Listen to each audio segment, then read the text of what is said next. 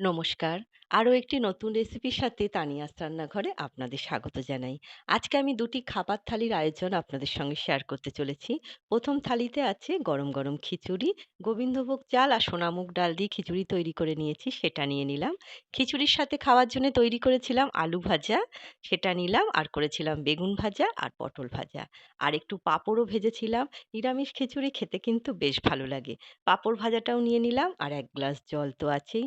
সম্পূর্ণ নিরামিষ থালির এই আয়োজন আপনাদের কেমন লাগলো ছোট্ট একটা কমেন্ট করে অবশ্যই জানাবেন। দ্বিতীয় থালিতে নিচ্ছি গরম গরম ভাত। একজন প্রশ্ন করেছিলেন এটা কি চাল? এটা হচ্ছে মিনিকেট চাল। আপনারা মিনিকেট চাল কিনতে পারেন। আর ভাতটা আমি খুব একটা গলিয়ে করি না, আমার বাড়িতে খুব একটা পছন্দ করে না। আর মিনিকেট চালে না ভাত খুব সাদা হয় আর খেতেও কিন্তু বেশ ভালো লাগে। ভাতটা একটুখানি গুছিয়ে নিলাম, নিয়ে একটা কাঁচা লঙ্কা নিলাম আর ১ টুকরো গন্ধরাজ লেবু আর সামান্য একটুখানি নুন নিচ্ছি আর নেবো কয়েক টুকরো শসা নিয়ে নিলাম। আর করেছিলাম লাল শাক ভাজা, পাঁচফোড়ন আর কাঁচা লঙ্কা ফোড়নে দিয়ে লাল শাকটা ভেজেছিলাম, সেটা নিয়ে নিচ্ছি। আর পেঁপে ভাতে দিয়েছিলাম সেটা নিচ্ছি। এর মধ্যে একটুখানি নুন আর সামান্য একটু সর্ষের তেল দেওয়া আছে। আর করেছিলাম পোস্ত বাটা। সর্ষের তেল আর কাঁচা লঙ্কা দেওয়া আছে। কাঁচা লঙ্কা দিয়ে পোস্তটা বেটেছি আর সর্ষের তেল আর নুন দিয়ে মেখেছি। কচু ভাতে দিয়েছিলাম।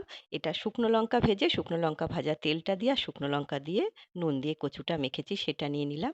আর করেছিলাম নিরামিষ করে আলু পটলের তরকারি, সেটা নিলাম। নামানোর আগে একটু ঘি গরম মসলা দিয়েছি। আর শেষ পাতে খাওয়ার জন্য আছে টক দই আর ১ গ্লাস জল তো আছেই। ২ টি থালির আয়োজন আপনাদের কেমন লাগলো ছোট্ট একটা কমেন্ট করে অবশ্যই জানাবেন।